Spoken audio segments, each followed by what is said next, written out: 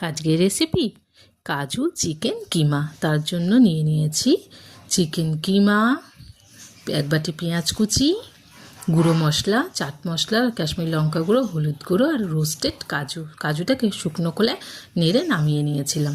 পেঁয়াজ ভাজা হয়ে গেছে, দিয়ে দিলাম কিমাটা একটু ভালো করে নেড়ে চেড়ে এর মধ্যে দিয়ে দেব আদা রসুনের পেস্ট। আদা রসুনটা দিয়ে ভালো করে একটু নাড়াচাড়া করে নিয়ে দিয়ে দেব গুঁড়ো মশলাগুলো দিয়ে ভালো করে কষাতেই আমি একটু কাজুটা গুঁড়িয়ে নিলাম মিক্সিতে। কাজু গুঁড়োনো হয়ে গেছে, মশলা ওইদিকে আমার কষানো হয়ে গেছে, চিকেনটাও ফুটে এসছে। এবার দিয়ে দেব কাজু গুঁড়োটা। এই যে কাজু গুঁড়িয়ে নিয়েছি, কাজু গুঁড়ো দিয়ে সামান্য জল দিয়ে একটু চাপা দিয়ে দেবো। ব্যাস, চাপা খুলে কাঁচা লঙ্কা কুচি দিয়ে একটু টমেটো সস দিয়ে আবার একটু চাপা দিয়ে দেবো। ঢাকনা খুলে ব্যাস ঘরের তৈরি গুঁড়ো গরম মশলা ছড়িয়ে দিলেই হয়ে যাবে আজকের রেসিপি কাজু চিকেন